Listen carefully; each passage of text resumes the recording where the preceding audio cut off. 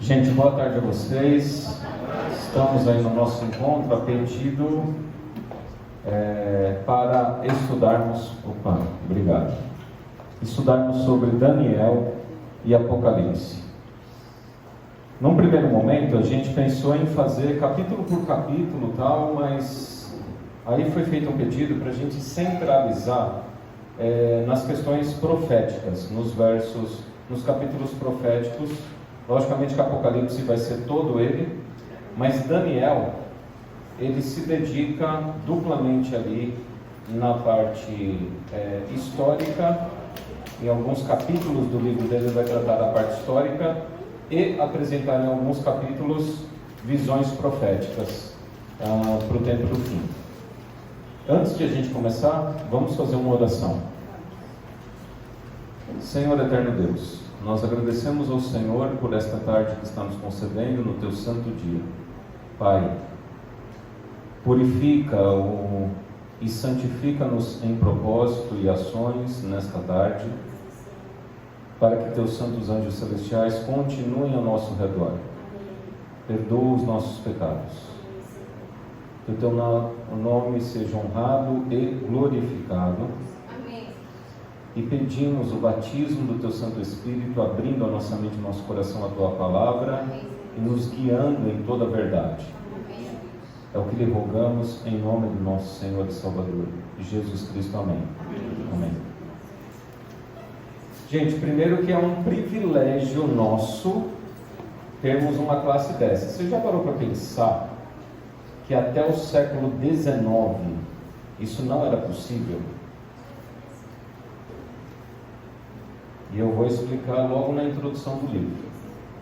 Até o século XIX, 1800, isso não era possível.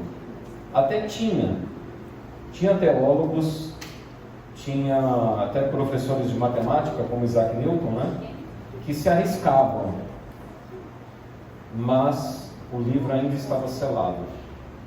Profeticamente o livro ainda estava selado. Então não tinha como entender. E isso é incrível. Nós somos uma geração altamente privilegiada nesse contexto, e o mais louco é que é a geração que menos dá valor. Pela facilidade, pela tecnologia, pela disponibilidade de conteúdo, nós não valorizamos. É muito louco isso. Lógico que hoje há mais estudantes de Daniel e Apocalipse do que no século XIX, mas porque o mundo tem 8 bilhões de pessoas. Eu fico me perguntando se teria, se alguém poderia fazer um cálculo, não sei se é possível, comparando quantidade de habitantes por aqueles que se dedicam ao estudo. E aí eu acho que a gente perde para gerações do passado, particularmente. Acho, é um chute. Toda vez que nós vamos estudar um livro, e aí é importantíssimo você lembrar disso aí, até anotar. Isso não serve só para livro profético, tá?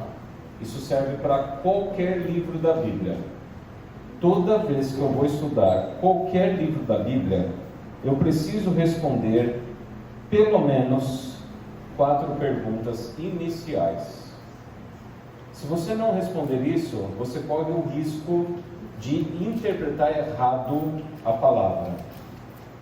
Você tem que responder quem escreveu, o autor, quando ele escreveu, qual a data, onde que ele estava quando ele escreveu, e por fim, para quem. O destino primordial dele, o público ouvinte primordial dele. Se você não responder essas 4 perguntas nos seus estudos, você vai correr o seríssimo risco de até extrair ensinos de maneira até herética, vamos dizer assim, não tão herética, mas algumas vezes errôneas. Vou dar um exemplo aqui, até citando uma religião aí, né? Por exemplo, você pega o fato da Congregação Cristã do Brasil, por exemplo, citando, nomeando, colocar as mulheres para usar véu. Se seguissem esses 4 regras, quem escreveu, onde escreveu, quando escreveu, para quem escreveu, essas 4 perguntas, você consegue contextualizar o ensino e entender antes de fazer uma aplicação.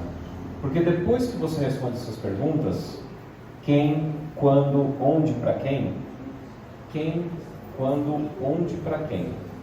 Quando você responde essas 4 perguntas, já são barreiras que evitam você aplicar um texto bíblico para a atualidade descontextualizado. Então, começando o livro de Daniel, quem era Daniel? E aí as respostas você encontra na Bíblia, quase sempre na Bíblia, viu? Daniel capítulo 1.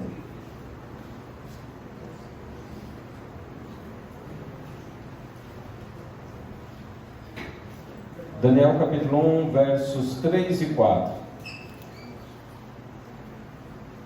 Quem é o autor? Disse o rei a Aspenaz, chefe dos seus eunucos, que trouxesse alguns dos filhos de Israel, tanto da linhagem real como dos nobres, jovens, sem nenhum defeito, de boa aparência, instruídos em toda sabedoria, doutos em ciência, versados no conhecimento, e que fossem competentes para assistirem no palácio do rei, e lhes ensinasse a cultura e a língua dos caldeus. Então, quem é o autor? Bom, Daniel era, segundo esse verso, filho da nobreza de Israel, descendente da coroa. Daniel poderia ser até, por ser descendente da coroa, possivelmente, de repente, da tribo de Judá. Não é falado. Se era da tribo de Judá, poderia ser até o Messias. Veja as possibilidades. Então, ele era filho de nobre, e ele não era uma pessoa, não era um agricultor de Israel. Vivia em Jerusalém, vivia perto do templo, do palácio, e era já muito inteligente.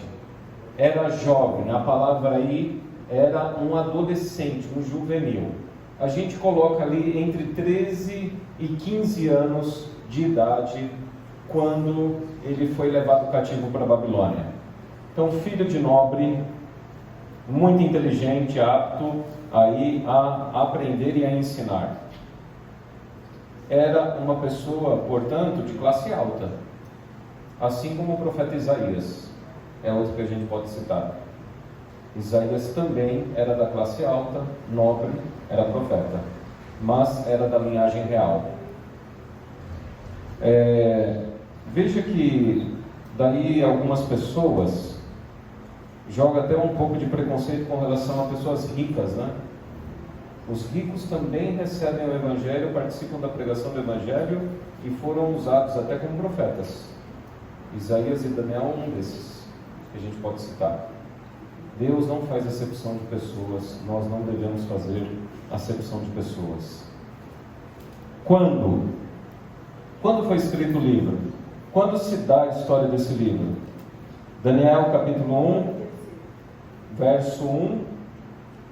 No ano 3º do reinado de Jeoaquim, rei de Judá. E no verso 21, diz, Daniel continuou até o 1º ano do rei Ciro. Logicamente aí também é uma intenção teológica dele citar o 1º ano do rei Ciro, mas no capítulo 10, verso 1, a gente sabe que até o ano 3º do rei Ciro, ele ainda estava em Babilônia e ele morreu em Babilônia. Então é um jovem que nasceu em Jerusalém, que participava das cortes de Jerusalém, da nobreza real, de linhagem real, muito inteligente e capacitado.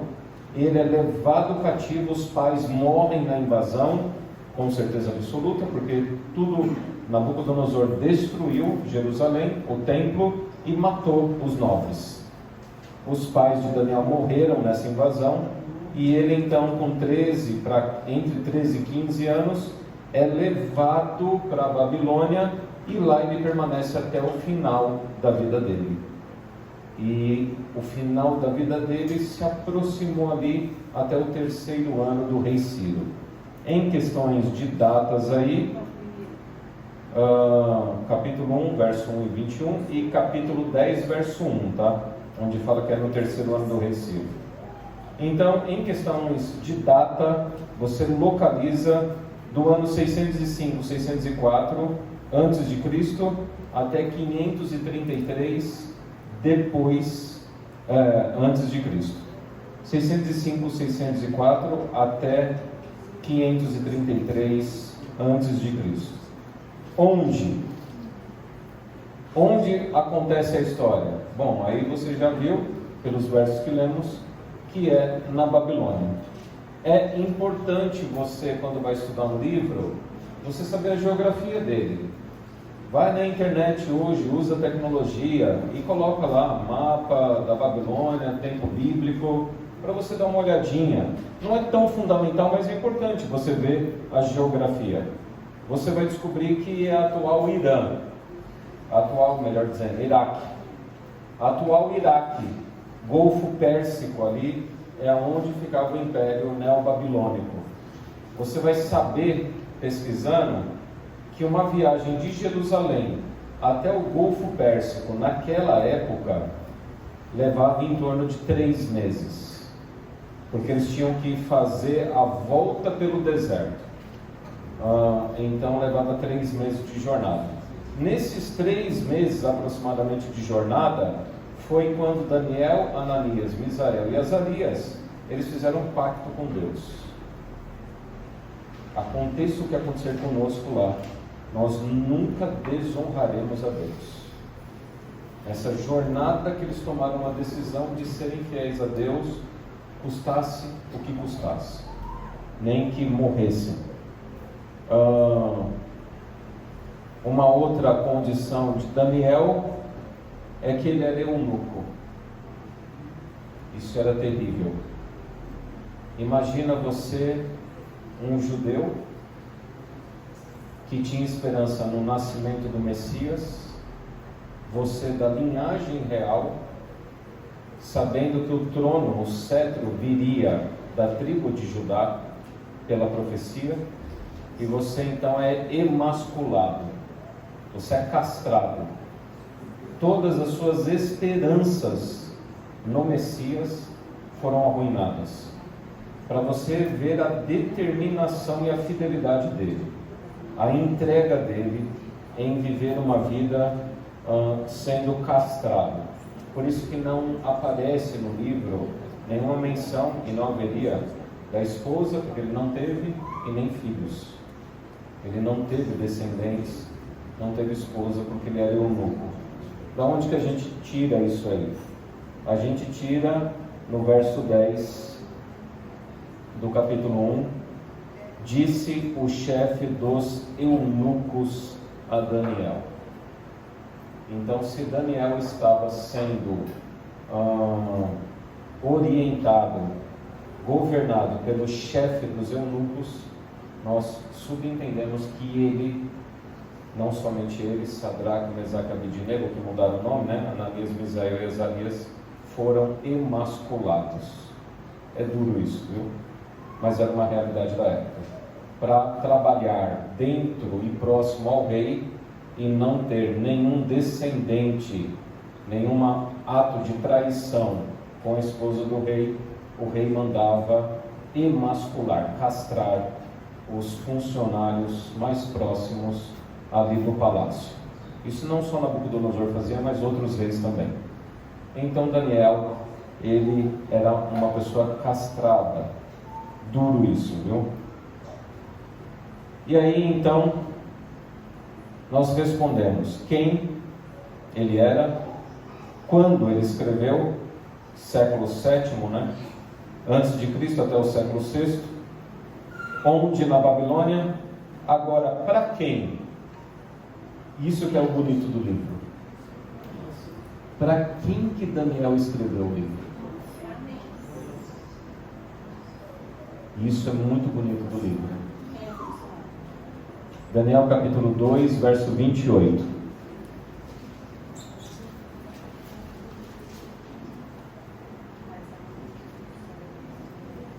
2:28 diz: Mas há um Deus no céu, o qual revela os mistérios, pois fez saber ao rei Nabucodonosor o que há de ser o quê? Últimos dias. Últimos dias. Daniel capítulo 12.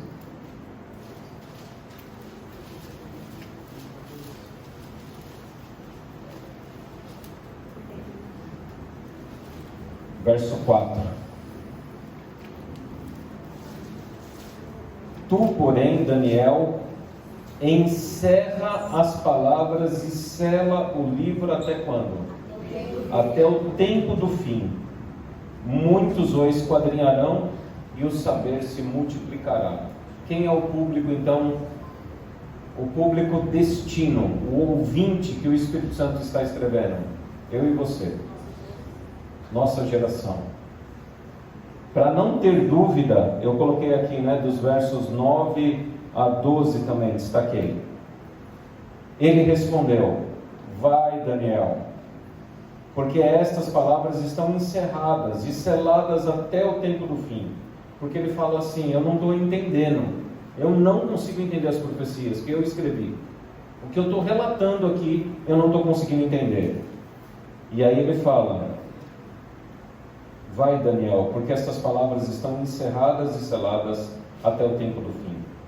Muitos serão purificados, embranquecidos e provados, mas os perversos procederão perversamente, e nenhum deles entenderá, mas os sábios entenderão. Depois do tempo em que o sacrifício diário for tirado, e a gente vai chegar lá, tá, no estudo, que aqui é Daniel capítulo 8, verso 14. Depois do tempo em que o sacrifício diário for tirado e posta a abominação desoladora, ainda haverá 1290 dias. Bem-aventurado que espere e chegue até 1335 dias. Tu, porém, segue o teu caminho até o fim, pois descansarás, e ao fim dos dias te levantarás para receber a tua herança. Então, para quem que o livro de Daniel foi escrito? Para mim e para você. Na verdade, para todos aqueles que nasceram depois de 1335 dias na profecia. Eu já adianto aqui que é 1843. Depois a gente vai calcular isso aí. Então, o livro de Daniel foi escrito para a geração que nasceu depois de 1843. Ou seja, eu e você.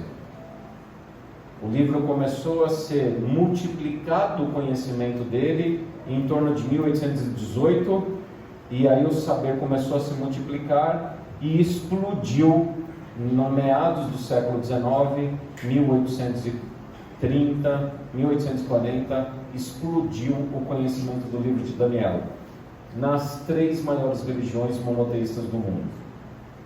Tanto os islâmicos estudaram Daniel, tanto os judeus estudaram e o cristianismo estudou.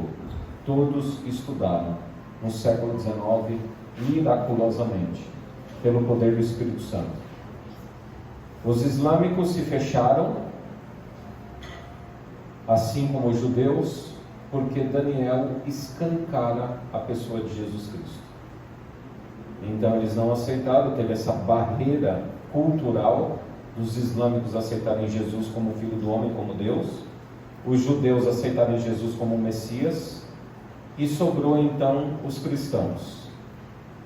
Por isso que promoveu um grande avivamento, e na época eram os Estados Unidos da América, porque tinha recebido os imigrantes protestantes da Europa, perseguidos pela igreja lá na Europa, e por isso que explode lá. Mas há relatos de estudo em todos os continentes nessa época, desde o Japão até a América do Sul aqui também. Aqui foi Pedro de Lacunza, se não me falha a memória. Manuel Lacunza, né? Aqui foi Manuel Lacunza, por exemplo. Mas todos, os judeus ficaram tão impactados com essa mensagem que hoje há uma maldição entre eles, que os rabinos escreveram lá no século XIX. Todo judeu que estudar Daniel capítulo 9 será amaldiçoado. Então há uma maldição dentro da cultura judaica e infelizmente eles não estudam hoje Daniel, eles evitam estudar, têm medo de estudar por conta dessa maldição rabínica do século XIX aí. Mas é para o nosso tempo, foi para essa geração, está sendo. Olha só uma coisa, por que a gente vai estudar Daniel e Apocalipse juntos? Quando João está terminando o livro de Apocalipse, Daniel foi ordenado que encerrasse as palavras, como a gente leu. Apocalipse capítulo 22, verso 10 diz: disse-me ainda, não seles as palavras da profecia deste livro, porque o tempo está próximo. Então são livros que se complementam e Daniel é a fundamentação do que vai ser desenvolvido em Apocalipse. Depois aí, como lição de casa aí, para você ver paralelos, leia Daniel 12 e Apocalipse 10. Você vai perceber que é a mesma visão apresentada ali no capítulo 12 de Daniel e no capítulo 10 de Apocalipse. Apocalipse, portanto, foi um livro não selado, estava à disposição para estudarem, mas Daniel era a chave. Ainda que Apocalipse não estava selado, fechado ao entendimento, mas a chave para entender Apocalipse estava em Daniel, que estava trancado. E aí só para o tempo do fim que viria então a acontecer esse multiplicar do conhecimento. Tema principal do livro de Daniel não é profecia. O tema principal do livro de Daniel é sabedoria. Você vai encontrar essa palavra em todos os capítulos, do capítulo 1 ao capítulo 12. Sabedoria é o tema principal do livro de Daniel. E não só sabedoria, mas também os sábios. Porque aqui diz, os sábios entenderão. Quem são os sábios? Os sábios são aqueles que possuem o espírito da profecia. Por isso que em Apocalipse capítulo 12, verso 17, fala que o dragão, Satanás, está irado contra quem? Contra aqueles que guardam os mandamentos de Deus e têm o quê? O espírito da profecia. São aqueles que são capazes de pregar e ensinar para as pessoas a profecia. A mulher, ela está no capítulo 12, vestida do sol, com a lua debaixo dos pés e 12 estrelas na cabeça. Remete a quem, gente, esse texto? A mulher com o sol, lua e 12 estrelas. Pense como um judeu. Remete a quem? Não.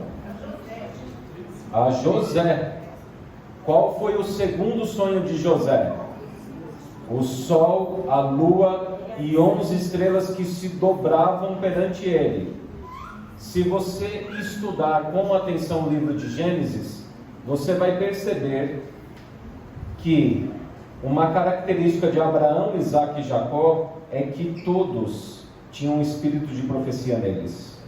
Abraão sonhou, recebeu visão a respeito da escravidão do povo no Egito. Isaac não se fala muito, mas Jacó, ele é um profeta, tanto é que as últimas palavras de Jacó foi uma grande profecia que ele fez a respeito de todos os filhos. Todos os filhos. E José herdou o dom de profecia. Então Satanás tem ódio por um grupo específico de pessoas, os que guardam os mandamentos de Deus e tem a capacidade, a sabedoria de apresentar as profecias para a geração que ali vive. Essa é a característica do povo sábio. O saber se multiplicará. Os sábios entenderão, mas os ímpios procederão perversamente. Entenda que o tema principal de Daniel, portanto, não é a profecia em si, mas a questão da sabedoria e de ser povo de Deus, ser a igreja remanescente. Entramos então na primeira profecia, que é Daniel capítulo 2.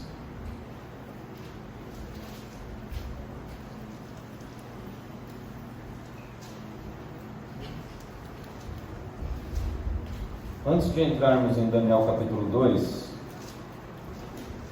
é necessário fazer um alerta aqui. Há algumas escolas de interpretação profética dentro da teologia. Temos o preterismo, que joga as profecias tudo para o passado. Temos o futurismo, que joga as profecias tudo para o futuro. E nós temos a nossa escola, que defendemos, não foram os adventistas que inventaram isso, tá, gente? Isso aí já existia lá no passado. A nossa escola, a linha que nós seguimos é a linha que a gente chama de gramático histórico. Por que desses nomes? Gramático lembra de gramática, porque nós cremos que Daniel é uma pessoa que existiu na Babilônia no século 17 a.C. Então os futuristas e preteristas, eles já não acreditam nisso. Eles acreditam que Daniel é uma personagem e que foi escrita a profecia lá dentro do Império Romano, que não existiu uma pessoa Daniel dentro de Babilônia. E aí vem a teologia liberal, que começa a falar que não toda a Bíblia é inspirada, mas algumas partes da Bíblia são inspiradas, e isso aí vira um balaio de gato que eu não vou me demorar aqui. Então nós somos gramáticos históricos. Por quê? Gramáticos porque nós, como eu disse no sermão de manhã, nós acreditamos e herdamos da Reforma Protestante o tota Escritura e sola Escritura, toda a Bíblia e somente a Bíblia. Um termo técnicozinho aí é analogia da fé. Quando você ouvir essa palavra, analogia da fé. E diga-se de passagem, o sermão que eu preguei hoje de manhã está escrito lá, viu? analogiadafé.wordpress.com. É um blog meu lá que eu não alimento muito faz tempo, mas algumas coisas estão escritas lá. analogiadafé.wordpress.com. Você pode ler o sermão lá de hoje, a introdução que eu li está escrito lá. Então, o que é a analogia da fé? A analogia da fé é uma regrinha principal e fundamental da Bíblia, que a Bíblia interpreta a si mesma. É a Bíblia que interpreta a si mesma. Então você faz analogia dentro da fé, dentro da Escritura. A gente não usa texto extra-bíblico para interpretar a profecia. Jamais. Pastor, mas e Ellen White então? Como é que se encaixa nisso aí? Ellen White, nós nunca utilizamos Ellen White para desenvolver o corpo das nossas doutrinas. Nunca. O papel dela nunca foi esse. Nunca. Ela mesma disse que era a luz menor para conduzir a luz maior.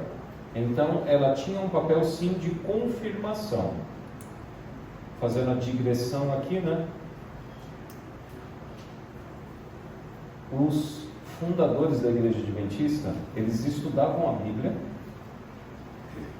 e aí eles ficavam em dúvida, será que a gente está no caminho certo mesmo ou não?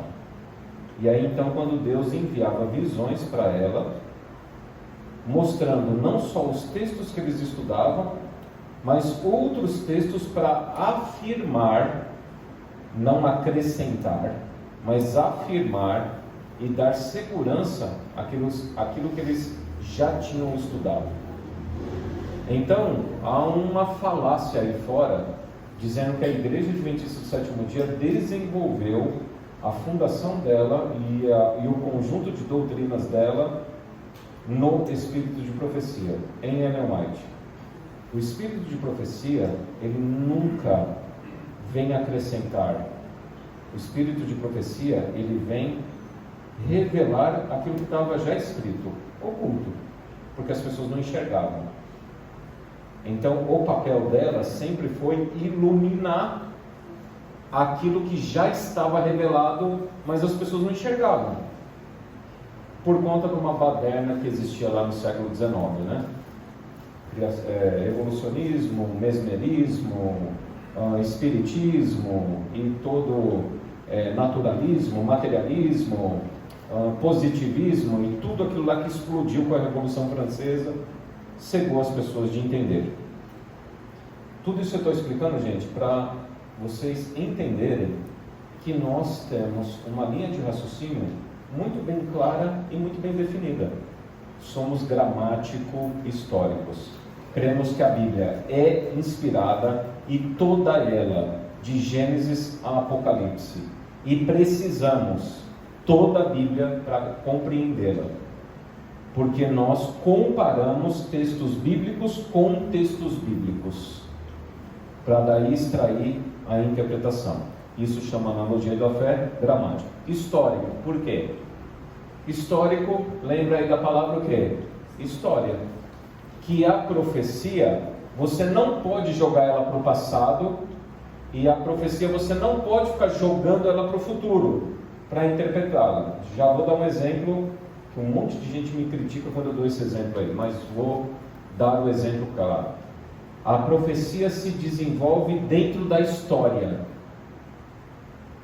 Então tem passado, presente e futuro, em linha cronológica, histórica. Por isso que nós somos gramáticos, somente a Bíblia e toda a Bíblia. História, porque a profecia se cumpre dentro da história, revelada. Vou dar um exemplo aqui e uma crítica até interna. Depois eu até aconselho a editar o vídeo, viu? Tira essa parte aqui, porque não adianta. Tem gente que idolatra o pastor Samuel Ramos. Samuel Ramos, ele foi um baita de um pastor, se aposentou, hoje ele está morando aqui no Brasil, ele foi pastor muitos anos nos Estados Unidos, mas o Samuel Ramos, ele pecou, porque ele não era fiel à interpretação gramática histórica do livro de Apocalipse, que fez com que ele propagasse pela internet, e muita gente defende, a interpretação de Apocalipse capítulo 17 dos 8 reis, falando que os 8 reis ali são os 8 papas que vieram a existir depois do tratado de Latrão, se não me falha a memória aí, 1929. Eu sempre confundo, viu? São 2 tratados, viu? Mas é o tratado que Benito Mussolini fez com o Vaticano em 1929. Eu acho que é Tratado de Latrão o nome. É porque tem um Tratado de Latrão do Vaticano lá, em outro momento. Não me falha a memória aqui. Mas enfim, o nome não é importante. O que o Samuel Ramos, estou pegando um exemplo negativo, tá? E perigo disso. Ele fala então que os 8 reis e o 8º rei que procede do 7, caminha rápido para a destruição, ele vai pontuando que então são os papas de 1929 para cá. Qual que é o problema dessa interpretação? O problema dessa interpretação e o erro dela é que ele teria que colocar o profeta João e colocar ele numa máquina do tempo e levar ele para 1929, quando ele estava recebendo a visão. Porque João escreve lá de maneira clara: 5 já caíram, um existe, o outro que vier durará pouco, e o 8º também procede do 7. Qual que é o problema? Ele já está falando no verso: 5 já caíram. Qual era o ano que João estava escrevendo? Ano 100, depois de Cristo. Se ele fala que 5 já caíram, não tem como ser Papa de 1929. Você teria que colocar o profeta lá, no futuro. Isso aí é futurismo. Nós não defendemos isso. Eu fiz um comentário na época de pandemia, num estudo bíblico parecido com esse aqui, fiz esse comentário aqui, vocês não fazem ideia, viu? Até hoje eu recebo paulado do povo lá, que coloca o Samuel Ramos no... Gente, pessoas são passíveis de erro. Pessoas são passíveis de erro. Então, agora eu acho interessante. Eu nunca conversei com ele também. Eu não sigo.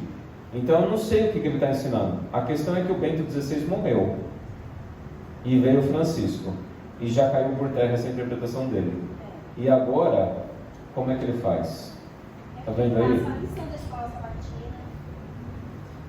Não jogue água suja com a criança dentro, né? Uma frase que existe aí no mundo, né? Não jogue água suja com a criança dentro do balde, né? Pode falar. Pastor, eu converso com bastante preteristas e futuristas e, obviamente, os pressupostos que eles têm guiam o estudo deles para ter esse entendimento futurista e preterista. A gente também tem certos pressupostos que a gente baseia nosso método gramático histórico.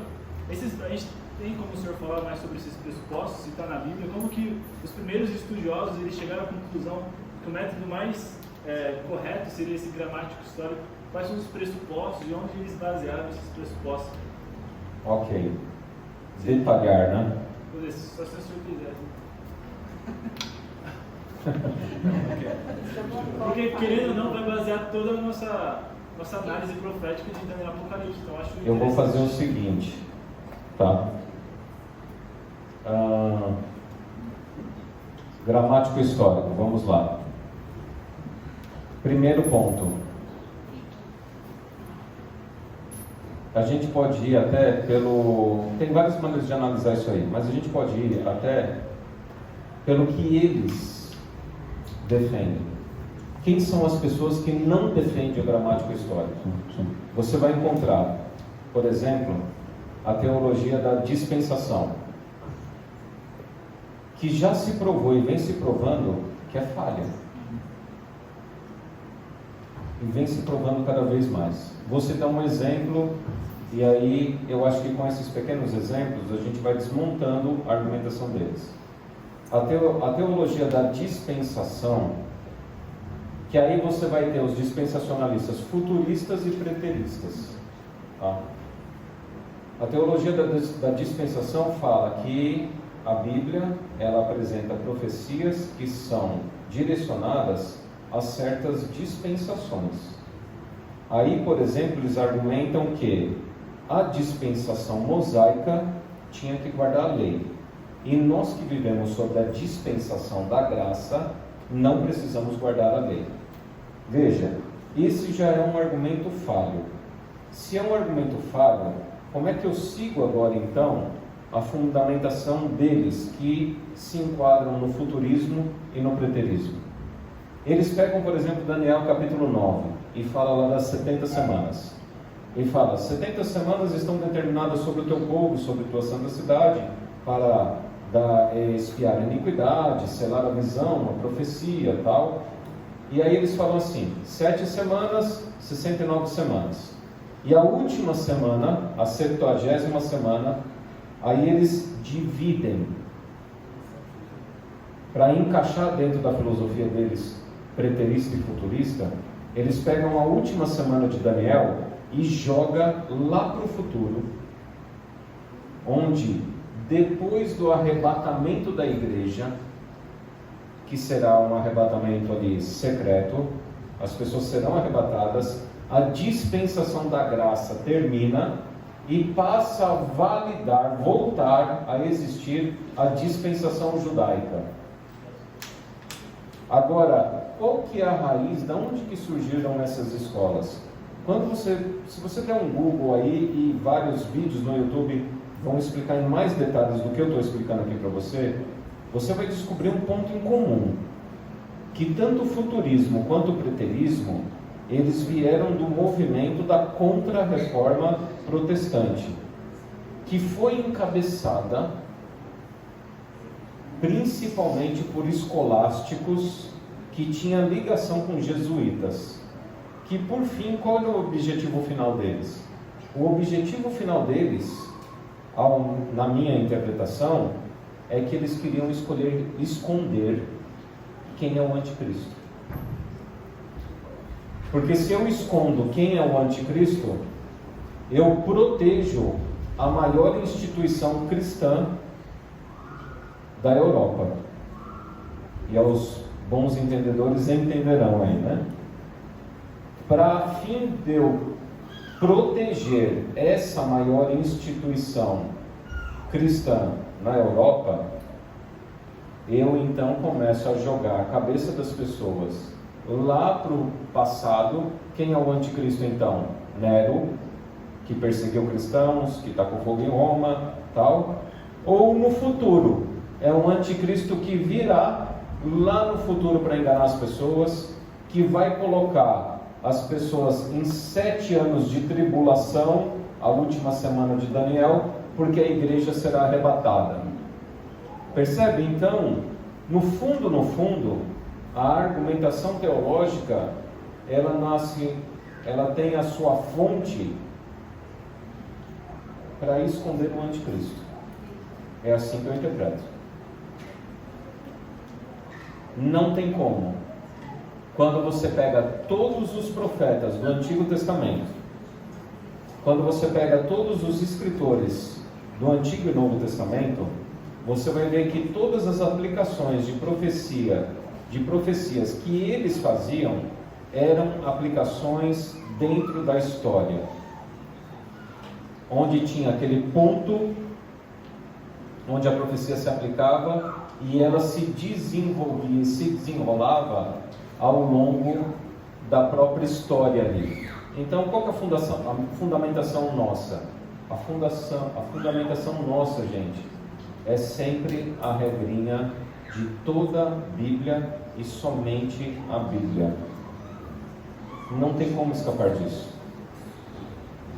Por exemplo, futuristas e preteristas, eles colocam lá: quando, pois, virdes o abominável da desolação de que falou o profeta Daniel no lugar santo, quem lê, entenda. Mateus capítulo 24. Eles não explicam esse verso. Por quê? Porque pro preterista, aliás, ali naquele momento da frase, né? Pro preterista vai ser Nero, quando o abominável da desolação de que falou o profeta Daniel estiver no lugar santo.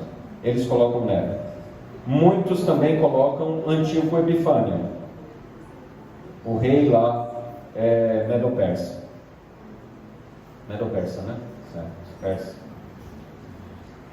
Outros colocam no futuro, que o anticristo, ele vai governar o mundo a partir de Jerusalém, que está muito em voga hoje.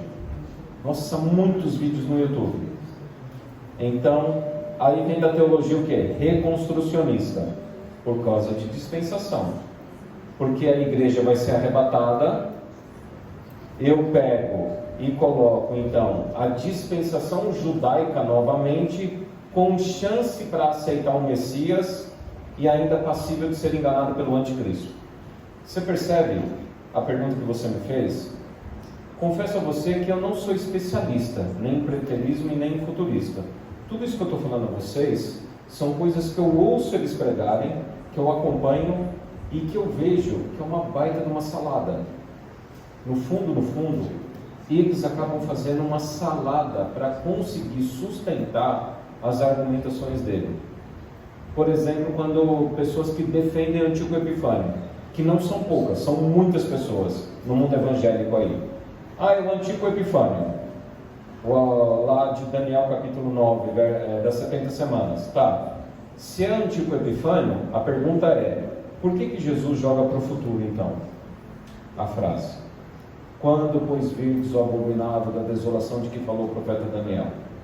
Segunda coisa, eles desprezam o contexto do próprio Jesus, que onde ele falou essa frase, o abominável da desolação de que falou o profeta Daniel, o contexto imediato que ele está pregando ali é quando os discípulos perguntam: quando o templo vai ser destruído? E qual é o sinal da tua vinda? O contexto imediato é a destruição do templo de Jerusalém. Logo, o que está sendo apresentado ali é a destruição de Jerusalém. Então, preterismo e futurismo, por não acreditarem em toda a Bíblia e somente a Bíblia, o mar fica gigantesco de interpretação e possibilidades. Gramático histórico é fundamentação, por exemplo, de Isaías capítulo 8, verso 20. Você perguntou para mim, qual é a fundamentação que a gente usa? Isaías capítulo 8, verso 20, é um verso que a gente pode citar. A lei e o testemunho. Se não falar dessa maneira, jamais verão a alva. É um pouquinho aqui, um pouquinho acolá. Texto comparando com o seu texto. E assim você chega em interpretação. A Bíblia, gente, um segredo a vocês aí. Um segredo não, né? Uma orientação. A Bíblia não precisa de advogado. Nós não precisamos defendê-la.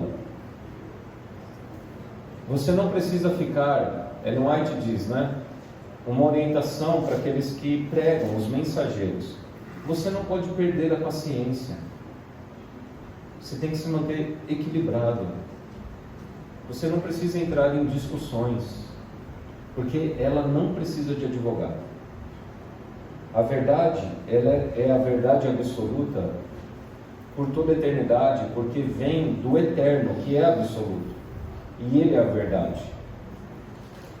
Veja que Jesus, Ele entrava em conversa, sim, mas Ele jamais se desequilibrava. Jamais. Pelo contrário, os seus ouvintes que queriam apedrejá-lo e matá-lo. Então a dica é que a Bíblia, ela interpreta a si mesma. E há pessoas que vão querer aceitar e há pessoas que não vão aceitar. E uma coisa que eu aprendi com 20 anos estudando, até mais. 20 anos. A Bíblia ela é simples. Ela é simples. Sabe por que as pessoas buscam querer encontrar novidades, tal? Porque as pessoas são vaidosas. No fundo, as pessoas não querem apresentar a verdade de maneira simples como ela é. As pessoas têm uma necessidade de falar. Sabe aquela pessoa que fala, olha, eu descobri algo que ninguém nunca pensou. Eu encontrei algo na Bíblia que nunca ninguém percebeu. Nós não precisamos disso. Não precisamos disso. Nós precisamos ensinar a verdade. A Bíblia como ela é. Simples assim. E muitas vezes, para muitas pessoas, e eu percebo até que quanto mais acadêmica a pessoa é, que ela começa a filosofar, tal, não sei o quê, fala, amigo, o que eu tenho para te apresentar é simples. Como é que eu provo que a Bíblia é a palavra de Deus? Bom, pega 1500 anos e 40 autores diferentes que não se contradizem. Quando eu escrevo um artigo de 10 páginas, muitas vezes eu mesmo na minha linha de raciocínio, muitas vezes acabo me contradizendo dentro do meu artigo que eu escrevo, de 10 páginas. Imagina um livro com 40 autores, com culturas diferentes, 1500 anos de história, de tempo, e não se contradiz. Só por Deus. Não tem como. Só por Deus. Então, a Bíblia, ela foi escrita de maneira simples. Capítulo 2 de Daniel. Eu espero aí que, eu acho que o fundamento principal é Isaías 8. E a argumentação simples, sabe? Texto, contexto, a introdução que eu falei aqui, texto e contexto. A introdução que eu dei aqui de quem é o autor, quando ele escreveu, para quem ele escreveu, onde ele escreveu, texto e contexto, ponto final. Os preteristas e futuristas, eles vão trazer argumentos que foge do campo de discussão nossa. Muitas vezes eles vão trazer argumentos do tipo: eu não acredito que Daniel existiu. Aí a gente para de conversar. Porque se você não acredita e eu acredito, agora a gente saiu de um campo que não tem mais diálogo, sabe? Eu não acredito que Moisés existiu. Pô, se você não acredita que Moisés existiu, como é que você vai comparar texto com textos? Um pouco aqui, um pouco acolá. Como é que você vai pegar o Apocalipse de João, que tem mais de 470 citações do Antigo Testamento? Como é que você interpreta o livro de Apocalipse, então? Se você acha que só o Novo Testamento é válido, alguns acham dessa maneira. Esquecem que a Bíblia deles era o Antigo Testamento. Qual era a Bíblia de Jesus? Qual era a Bíblia de Paulo? Não tinha novo. O novo estava sendo apresentado pelo Espírito Santo. E é isso. Firmem-se no texto bíblico e vocês não vão navegar por águas perigosas. E aí vocês receberam no grupo aí, né, gente? Vamos fazer um resumo aqui da profecia. Porque Daniel capítulo 2 mostra essa fundamentação também, viu? Não só Isaías 8:20, mas o próprio capítulo 2 de Daniel. Qual é a fundamentação gramática histórica? Daniel capítulo 2. Estudo Daniel capítulo 2. Eu era ateu quando me apresentaram Daniel capítulo 2, e do ateísmo eu vim para o cristianismo. Eu era agnóstico, né? Na época, né? Eu saí do ateísmo, já estava no campo do agnosticismo. Eu dei o beneplácito da dúvida se Deus existiu ou não. E aí, quando eu conversei sobre Daniel capítulo 2, quando me apresentou a história na Bíblia, a própria profecia de Daniel capítulo 2 é o maior peso argumentativo do gramático histórico, que a profecia se desenvolve dentro da história. E aí se você não conhece o texto bíblico, eu vou resumi-lo aqui para você. Já havia passado mais ou menos 3 anos que Daniel foi levado cativo. Era o curso, né? A faculdade da Babilônia era 3 anos e meio, aproximadamente. Então ele já estava agora com entre 16 e 18 anos de idade. E aí passou na faculdade. Quando ele foi fazer o TCC dele lá, no capítulo 1 fala que ele foi 10 vezes mais inteligente que todos os sábios da Babilônia. Ou seja, ele se formou com louvores, né, no seu diploma da Universidade da Babilônia. E aí então Nabucodonosor, rei da Babilônia, todos os reis ao longo da história ficam paranoicos, viu? Porque existe os movimentos políticos e existe o pensamento de depor esse rei do poder.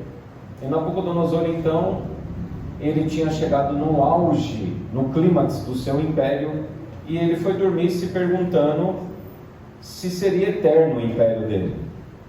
Se seria dele para o filho, para o neto, bisneto, tataraneto, e para sempre Babilônia existiria. E quando ele foi dormir com esse pensamento, eis que Deus deu um sonho para ele. O sonho perturbou ele acorda no meio da madrugada, manda chamar todos os sábios da Babilônia, todos os magos, encantadores, caldeus. Algumas versões bíblicas dizem, corretamente a tradução também possível, astrólogos. A astrologia surgiu na Babilônia. Então os signos do zodíaco foram desenvolvidos ali na Babilônia. E os astrólogos que hoje querem determinar como será seu futuro, historicamente foi relatado que eles não tiveram a capacidade de falar o sonho do rei. Não sabendo falar o sonho do rei, como ele disse ali, muito se irou e fez um decreto, o qual todos os sábios da Babilônia deveriam ser mortos. Toda a estrutura do império dele, veja o nível da paranoia dele. Uma pessoa que era assim era Herodes também, viu? Por isso que Herodes mandou matar todas as crianças. Se você ler Flávio Joséfo descrevendo a vida de Herodes, Herodes era um paranoico. Ele achava que todos iriam tomar a conspiração, né, para tomar o trono. Nabucodonosor entrou nessa paranoia. Ele falou, bom, já que ninguém quer interpretar e ninguém consegue, eu vou matar todos. Para não correr o risco também, né? Porque ele ia matar desde ministros até sacerdotes. Ia mandar matar todos. E aí então sai o decreto, se você não leu, depois você leia lá. Sai o decreto e vai ser Daniel, então, quando recebe a notícia do decreto, ele pergunta o que está acontecendo, e aí ele busca Deus em oração com seus amigos, e Deus revela o sonho a Daniel. Lembre-se, e aqui no nosso estudo que a gente está tendo aqui, Daniel capítulo 2, verso 28, é o verso central do capítulo e do livro. Há um Deus no céu, o qual revela os mistérios e fez saber ao rei Nabucodonosor o que há de ser o quê? Nos últimos dias. É o verso central, não só do livro, não só do capítulo, mas do livro e até de toda a Bíblia. Há um Deus no céu que revela os mistérios e fez saber a toda a humanidade o que vai acontecer nos últimos dias. E aí então vem a profecia. Eu vou ler direto a profecia, que é dos versos 31 até o verso 36. 31 a 36. Que eu acho que eu não coloquei no slide aí, mas eu só coloquei as interpretações no slide. Nos slides aí. Tu, ó rei, estavas vendo, e eis uma grande estátua, esta que era imensa e de extraordinário esplendor, estava em pé diante de ti. A sua aparência era terrível. A cabeça era de fino ouro, os peitos e os braços de prata, ventre e quadris de bronze, as pernas de ferro, os pés em parte de ferro e em parte de barro. Quando estavas olhando, uma pedra foi cortada sem auxílio de mãos, feriu a estátua nos pés de ferro e de barro e os esmiuçou. Então foi juntamente esmiuçado o ferro, o barro, o bronze, a prata e o ouro, os quais se fizeram como a palha das eiras no estio. E o vento os levou, e deles não se viram mais vestígios, mas a pedra que feriu a estátua se tornou em grande montanha que encheu toda a terra. Este é o sonho e também a sua interpretação, diremos ao rei. Então assim, voltando à pergunta lá, qual é a fundamentação do gramático histórico? Veja, a fundamentação da teologia gramático histórico é justamente a própria Bíblia, onde ela fala, este é o sonho, também daremos a interpretação ao rei. A própria Bíblia apresenta a interpretação. Lembrando que a nossa igreja, a nossa teologia, ela se desenvolveu sim baseado em Daniel e Apocalipse. A gente nunca negou isso. A nossa missão está em Apocalipse capítulo 14, versos 6 em diante, até o verso 10 ali, 11. Está ali a nossa missão, a nossa identidade. A nossa igreja tem certidão de nascimento em Daniel capítulo 12. Nós passamos pela experiência do desapontamento em Apocalipse capítulo 10. Então toda a história da nossa igreja ela está imersa dentro das profecias de Daniel e Apocalipse. Então qual é a fundamentação gramático-histórico? A fundamentação gramático-histórico é o modo que entendemos que as profecias de Daniel e Apocalipse devem ser interpretadas, e somente dessa maneira. Porque o próprio livro, ele, pelas chaves de palavras proféticas, significados, quando a gente chegar em Daniel 7 a gente vai falar mais, que vai ser no próximo encontro já. As chaves das metáforas que o autor usa, das figuras de linguagem, se encontram na própria Bíblia. Então, a própria Bíblia traz. E também a gente não pode tirar o mérito e mencionar aqui, historicamente, William Miller, ou Guilherme Miller, traduzido para o Brasil. William Miller, um batista, que viveu e desenvolveu toda a pregação dele e teologia dele com a Bíblia e uma concordância bíblica. O que é concordância bíblica? Você pega lá uma palavrinha, por exemplo, água. Então, toda vez que aparece a palavra água na Bíblia, você lê o verso que aparece a palavra água na Bíblia. Guilherme Miller estudou a Bíblia dessa maneira, começando em Gênesis 1 ali. E quando ele se chegou a Daniel capítulo 8, ele se deparou com as profecias e desenvolveu então o estudo, principalmente na questão ali do tempo profético. A interpretação, verso 37 até o 45. Vou ler de uma vez e depois a gente fica no slides, viu? Tu, ó Rei, Rei de Reis, a quem o Deus do céu conferiu o reino, o poder, a força e a glória, a cujas mãos foram entregues os filhos dos homens, onde quer que eles habitem, os animais do campo, as aves do céu, para que dominasses sobre todos eles. Tu és a cabeça de ouro. Final do verso 38. Você é a cabeça de ouro. Depois de ti se levantará outro reino inferior ao teu, e um terceiro reino de bronze, o qual terá domínio sobre toda a terra. Verso 40. O quarto reino será forte como ferro, pois o ferro a tudo quebra e esmiuça. Como o ferro quebra todas as coisas, assim ele fará em pedaços e esmiuçará. Quanto ao que viste dos pés e dos artelhos, em parte de barro de oleiro e em parte de ferro, será esse o reino dividido. Contudo, haverá nele alguma coisa da firmeza do ferro, pois que viste o ferro misturado com barro de lodo. Como os artelhos dos pés eram em parte de ferro e em parte de barro, assim por uma parte o reino será forte, por outra será frágil.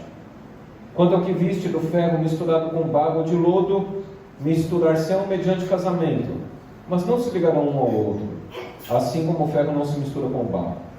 Mas, nos dias desses reis, o Deus do céu suscitará um reino que não será jamais destruído.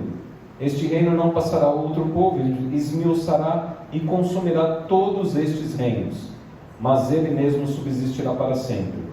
Como viste que do monte foi cortada uma pedra sem auxílio de mãos, e ela esmiuçou o ferro, o bronze, o barro, a prata e o ouro. O grande Deus fez saber ao rei o que há de ser futuramente. Certo é o sonho, fiel à sua interpretação. Bom, está aí, você recebeu no seu celular aí também. Tu és a cabeça de ouro.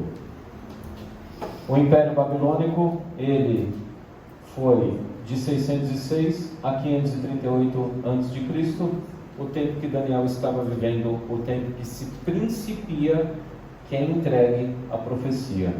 Tá? Depois dele, passa o próximo ali para mim. Então, por exemplo, Isaías capítulo 13, verso 19 e 20. Uma profecia escrita ali no ano 750, ou seja, 150 anos antes.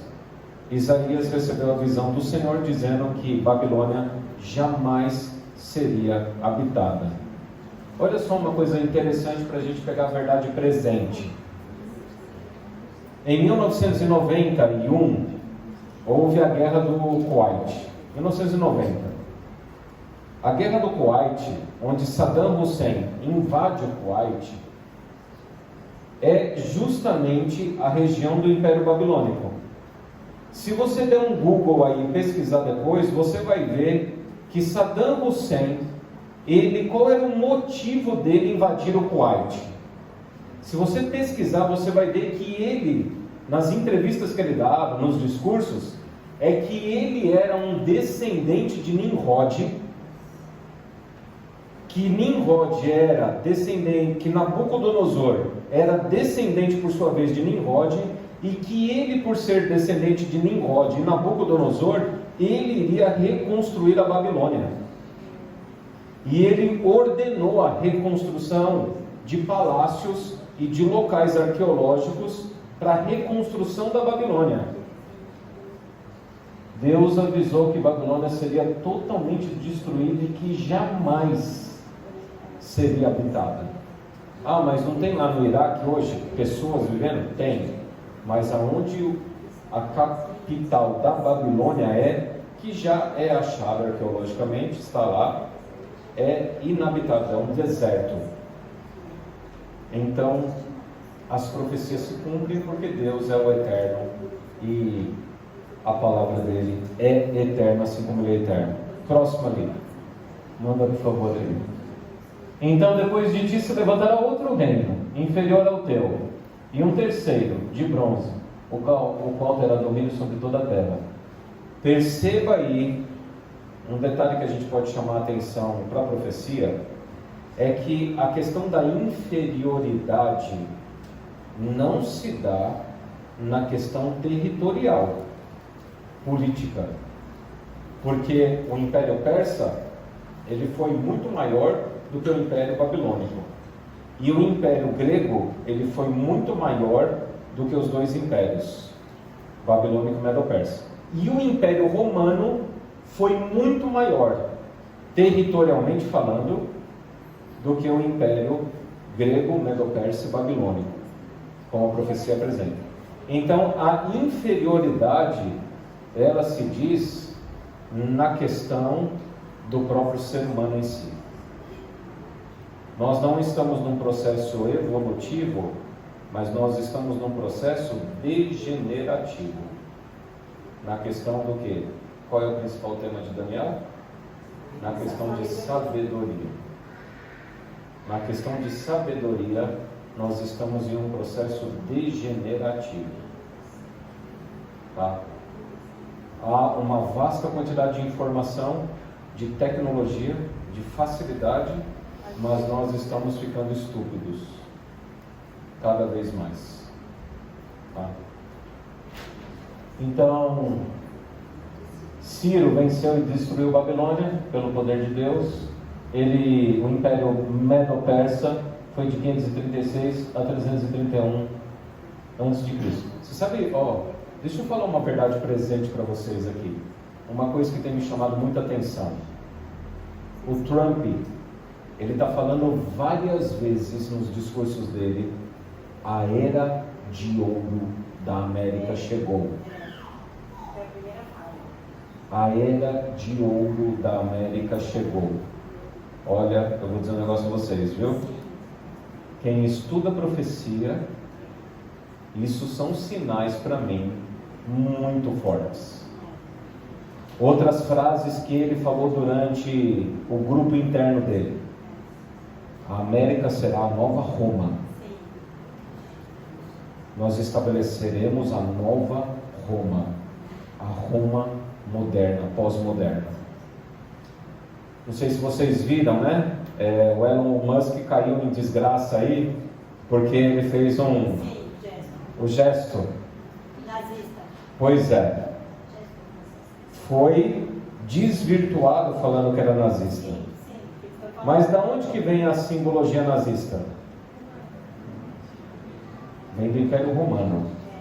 E é interessante que o Musk, ele fez questão de não fazer igual da época do Hitler, mas ele fez questão de fazer a mesma simbologia idêntica, não de Hitler, dos romanos, que pegava no coração e fazia. E ele fez questão de mostrar que ele estava realmente fazendo esse sinal romano. Então, as profecias estão aí, viu? Nabucodonosor, no capítulo 3, ele mandou fazer uma estátua toda de ouro, né? E a América de ouro está chegando. A América de ouro está chegando. Nabucodonosor, quando construiu a estátua inteira de ouro no capítulo 3, Foi para afrontar a revelação do capítulo 2. Peguem a ideia e entendam que isso é a verdade presente. Então, Medo-Pérsia, próximo.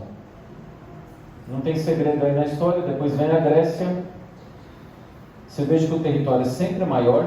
Então a questão é a decadência humana e não o desenvolvimento humano, né?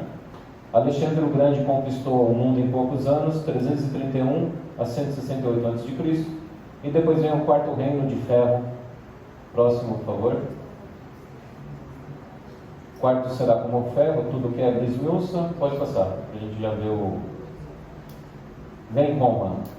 Veja que o território é cada vez maior, de 168 a.C. a 476 depois de Cristo. Foi o maior em tempo e foi o maior em território e é o maior em influência. É tão influente que o próprio presidente dos Estados Unidos da América e sua equipe, no século 21, usa o termo: nós vamos reconstruir a nova Roma.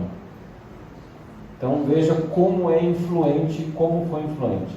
Então a questão do metal, gente, não é a questão, porque as pessoas pensam muito em medalha, né, olímpica, né, ouro, prata, bronze, ferro, que é inferior, né? E o próprio texto fala que é inferior ao teu. É inferior no sentido que vai se abandonando a teologia bíblica. É inferior porque vai sincretizando a cultura junto com a Bíblia. E aí no final vira uma bagunça, né? Total. Próximo. No final é um reino dividido. Nem império tem mais, né? Você vê que não é o apogeu do ser humano, é o fundo do poço do ser humano, que nem império tem mais. São reinos que não se misturam, que não se ligam um com o outro. Próximo.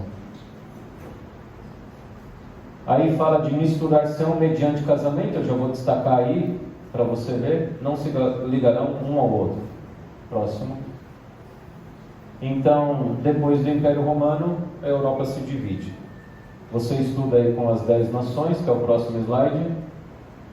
Estão aí, ó, os ângulos, os francos, visigodos, suevos, vândalos, érulos, lombardos, ostrogodos, burgúndios e germanos. Os ostrogodos, os visigodos e os érulos, eles foram destruídos, sobrando somente 7 reinos, tá? Próximo. Misturar-se-ão mediante casamento, mas não se ligarão um ao outro. Próximo. Olha só. Deixa eu pegar aqui no meu celular para não precisar ir perto da TV lá. Eu acho que isso aí, eu tirei hoje esse print aí, viu? Hoje à tarde, agora. Um print que você vê no Wikipedia lá, sobre a Rainha Vitória. Os seus 9 filhos, está destacado em azul aí. Os seus 9 filhos e 26 dos seus 42 netos casaram-se com outros membros da realeza e famílias nobres por todo o continente europeu, unindo-se entre si, o que lhe valeu o apelido de a avó da Europa. Isso aí sempre foi um sonho da monarquia europeia, depois da queda do Império Romano, criar uma única Europa, a União Europeia, sobre uma única monarquia. O Orleans e Bragança, aqui, família Orleans e Bragança brasileira, ela tem ligação sanguínea com o rei Charles, que está lá na Inglaterra, os Orleans e Bragança. Então houve essa mistura, e até caso de incestos dentro da monarquia, para tentar unificar um único rei, uma única rainha para toda a Europa. Mas a profecia escrita 600 anos antes dizia: não se ligarão um ao outro. Próximo. Acho que acabou, está acabando, né? E aí, ó, os governantes aí que tentavam durante ao longo da história. Carlos Magno, que é do Francos no século VIII, Carlos V da Espanha no século XVI, Luís XIV da França, também no século XVI, Napoleão, mais recentemente, século XIX, o Kaiser Wilhelm no século XX, e por último, o último que tentou foi Adolf Hitler, século XX. Todos tentaram uma unificação, todos tentaram unificar a Europa. E a União Europeia? A União Europeia é uma união, é um bloco econômico, mas não é a união de um governante.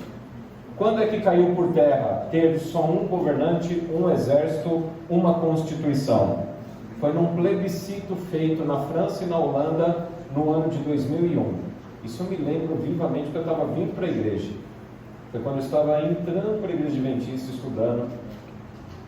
Em 2001 houve um plebiscito na Holanda e na França. E qual era o plebiscito?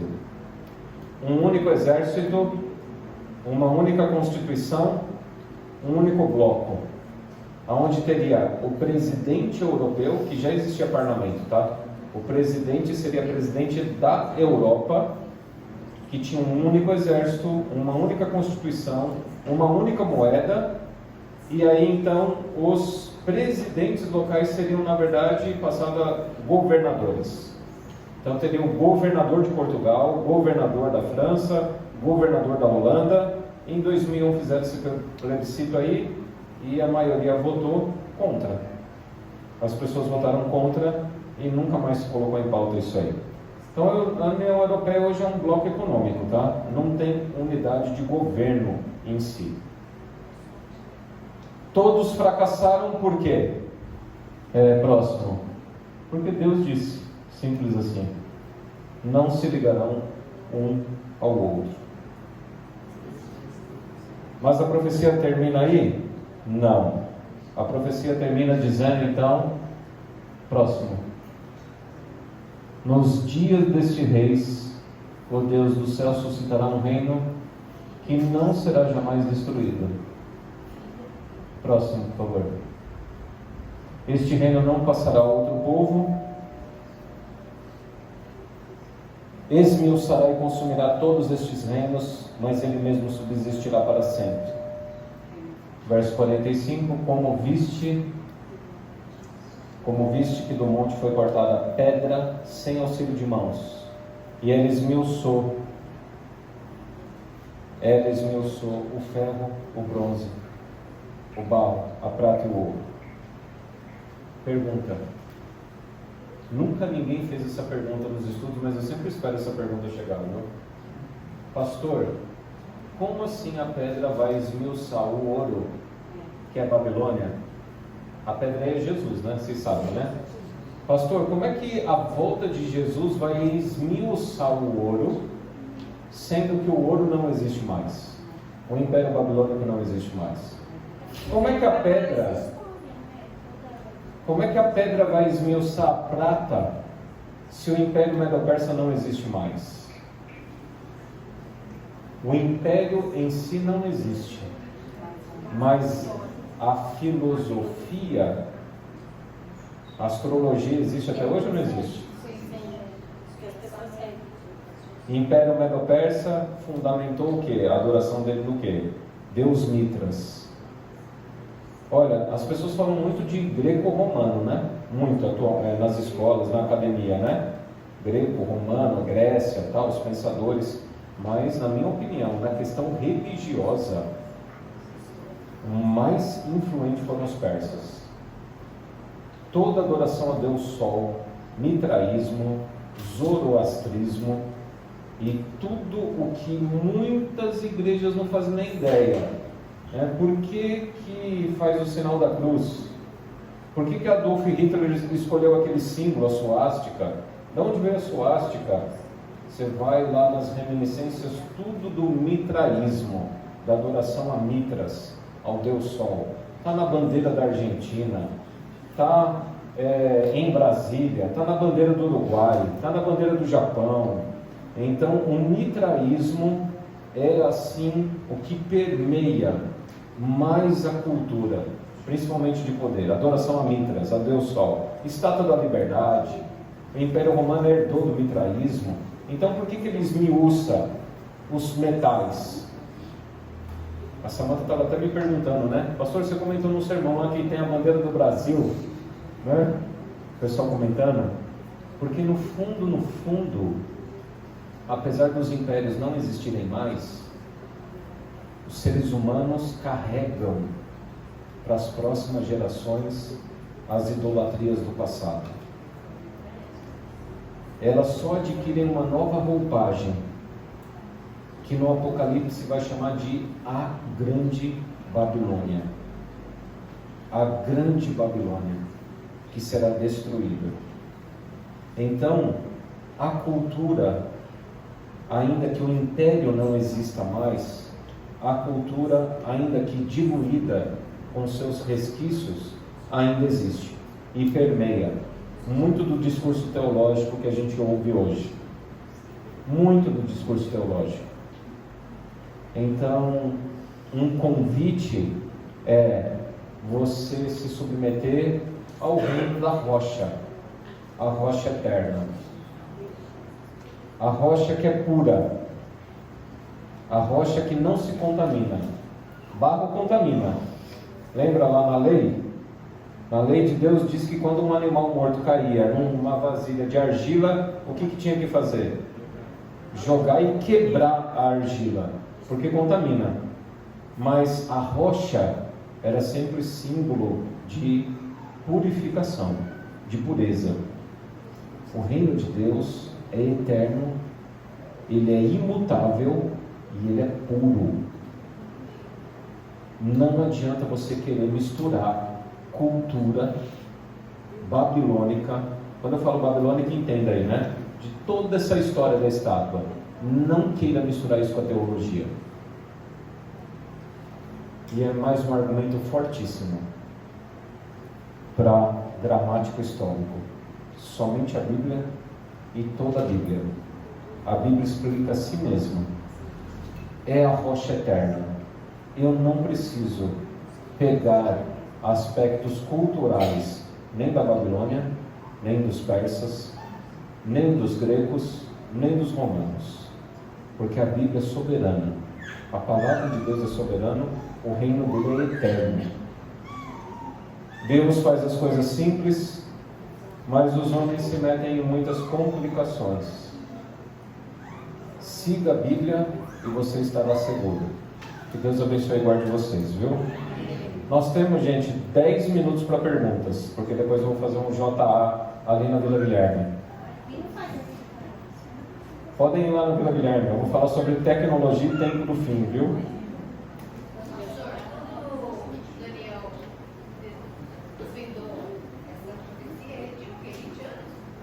Daniel tinha aproximadamente entre 16 e 18 anos ali. 18 anos. 13 a 15. Chegou na Babilônia. 16 a 18, ele está sendo aí, passando para essa prova. Começa às 5h30 lá. Mas o pessoal vai dar a introdução lá e eu chego daqui a pouco lá. Quando ele fez uma estátua totalmente de ouro, ele queria se perpetuar no governo. É afronta, porque o ser humano... por que Nabucodonosor faz estátua toda de ouro? Porque o ser humano é assim. Deus mostra o caminho, mas o ser humano quer sempre confrontar Deus. E quer colocar o trono dele acima de Deus. Porque o ser humano acaba replicando. Jesus falou uma frase dura lá. Vós sois filhos do diabo. Porque o diabo é vosso pai. Isso é duro lá. Como o diabo sempre quer colocar o trono acima de Deus, Nabucodonosor ele foi convertido, viu? Capítulo 4 ele se converte. Mas primeiro ele é o filho do diabo, né? Ele quis colocar o reino dele acima de Deus. Eu faço uma estátua toda de ouro. Gente, a marca da besta é Daniel capítulo 3, viu? É legal que ele escreveu o capítulo 4, ajudando Daniel. Ele escreveu o 4. Foi ele que escreveu. Daniel só transcreveu. Capítulo 4 foi Nabucodonosor que escreveu, viu? A conversão dele. Perguntas? Hoje não teve muitos mistérios, a profecia ela é tranquila, ela é simples, porque é o esqueleto, viu? Entenda que Deus trabalha dessa maneira. Ele apresenta um esqueleto, depois ele vai preencher com músculos, pele, vai rechear o esqueleto. Pode falar. Qual foi o segredo de Daniel para ele ficar resistente quando ele entrou nas fornalhas?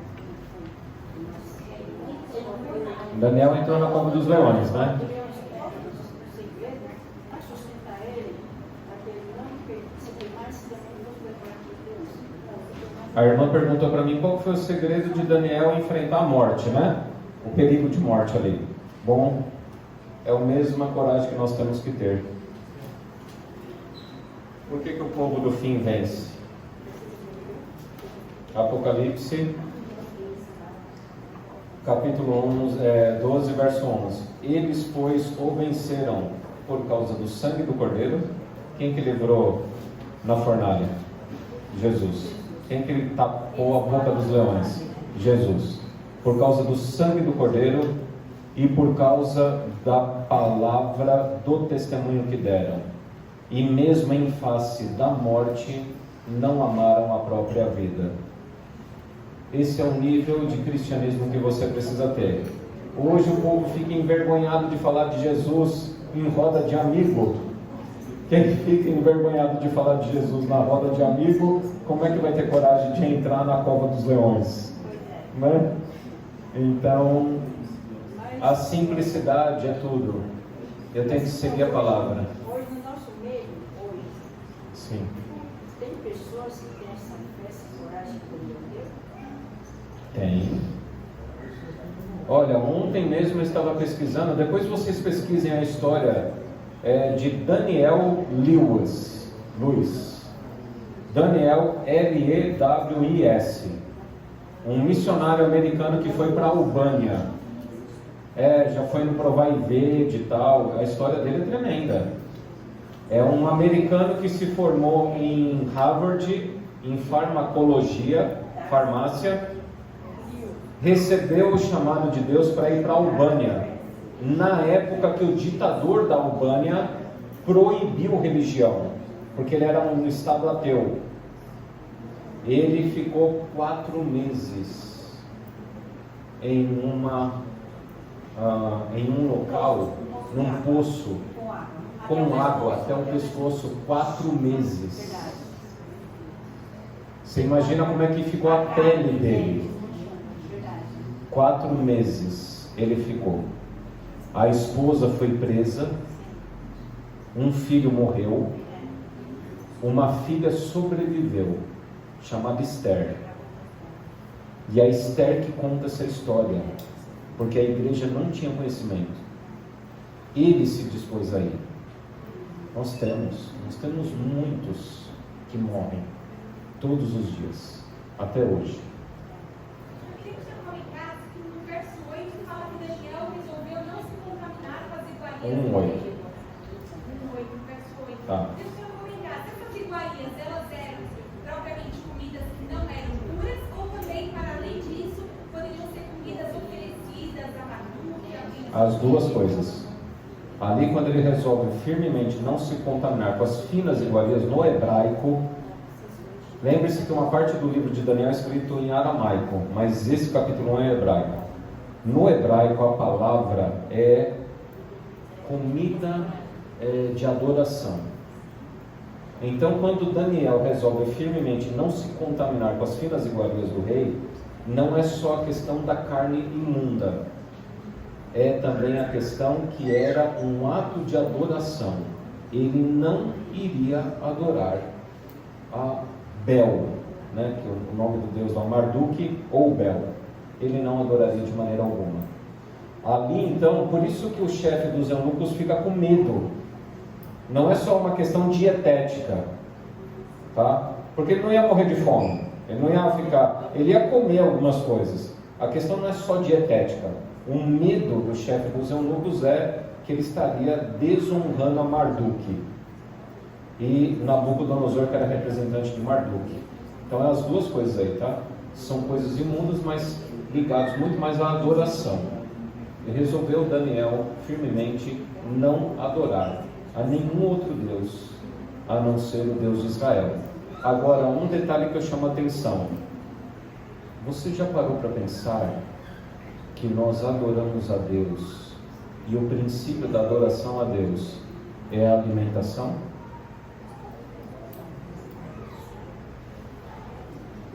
O princípio da adoração a Deus é a alimentação. Pesquisem, porque isso é um outro assunto e a gente não tem tempo de falar. Mas o código de santidade, eu já dou a dica aí, código de santidade, Levítico 11 a 20, era o código que todos teriam que obedecer para ser povo.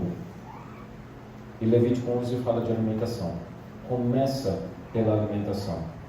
E Daniel foi tentado aonde? Primeiramente, alimentação. E Jesus foi tentado como? No deserto. Alimentação. E Eva no Éden caiu por quê? Vendo que o fruto era agradável aos olhos para comer. Alimentação. Alimentação. Entendeu? Hoje, tudo é necessário uma reforma de saúde e espiritual. Total. Não, a gente não separa. As pessoas separam. As pessoas colocam, eu vou desenvolver minha área espiritual, eu vou desenvolver minha área física, vou desenvolver minha área mental. Então eu vou para a faculdade e desenvolvo minha área mental. Vou para a academia e desenvolvo minha área física. Vou para a igreja e desenvolvo minha área espiritual. Não existe essa separação. Em nenhum momento na Bíblia. Se eu estou na academia, é porque eu estou fazendo uma adoração ao Senhor. Eu não estou procurando ficar bombado para eu ir lá no TikTok e mostrar meus músculos. Eu estou indo na academia para ficar com um porte físico, para honrar e glorificar a Deus. Eu estou indo na igreja para honrar e adorar a Deus. E quando eu coloco coisas no meu prato, quando eu entro dentro do mercado, a gente deveria repetir Daniel 1:8. Quando você estiver andando pelos corredores do mercado, você tem que lembrar desse verso. E eu resolvi firmemente não me contaminar com as finas iguarias da Babilônia. E você tem que andar no mercado pensando nesse verso, viu? Porque tudo é adoração, viu? Tudo é adoração. Quer comamos ou bebamos ou façamos qualquer outra coisa, façamos para a honra e glória de Deus. O apóstolo Paulo entende isso aí, viu?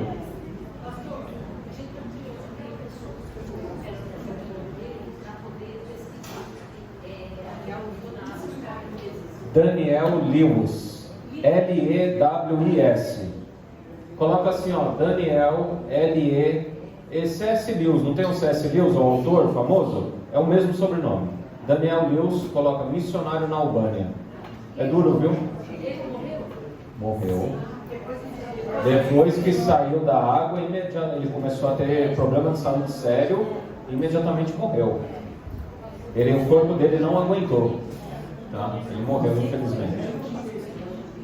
Mas semeou, viu, o Evangelho. E quando o ditador lá caiu, comunista, ateu, que eu não lembro o nome dele, quando ele caiu e a igreja foi visitar, descobriu vários cristãos lá, tá?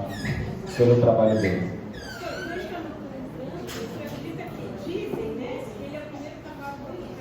Então, futurismo e preterismo.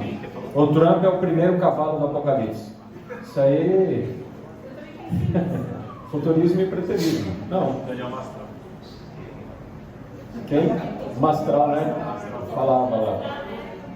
Então, gente, o Mastral é o mais mistureba lá. A teologia dele era junto, futurismo, preterismo junto, e ele fazia uma mistura danada, o Mastral, viu? Daniel Mastral, satanista que morreu aí, um tempo atrás aí. Mas nada a ver. Os cavalos, as cartas, as trombetas, elas são tudo concomitantes. O que se muda no Apocalipse, a gente vai ver, são os enfoques. Eu não vou lembrar de cabeça agora, tá? A cabeça está cansada aqui. Mas cavalo foca, se não me falha a memória, na parte histórica, trombetas na parte religiosa da história, como é que as igrejas estavam, ou vice-versa. Acho que é ao contrário. Os cavalos é a perseguição sobre o povo de Deus, as trombetas é como o mundo estaria para acontecer essas perseguições que acontecem juntos. E as cartas, 7 cartas de Apocalipse, também são paralelos às 7 trombetas. Tá? Cartas é só para o povo, trombetas é o mundo todo, e os cavalos é detalhes dentro dessa 7 trombetas e 7 cartas. É assim que Deus fez ali, viu? Tchau, gente. Estou indo para Vila Guilherme. Deus abençoe e guarde vocês. Pessoal, quem aqui não está no grupo do WhatsApp, por favor? Levanta a mão.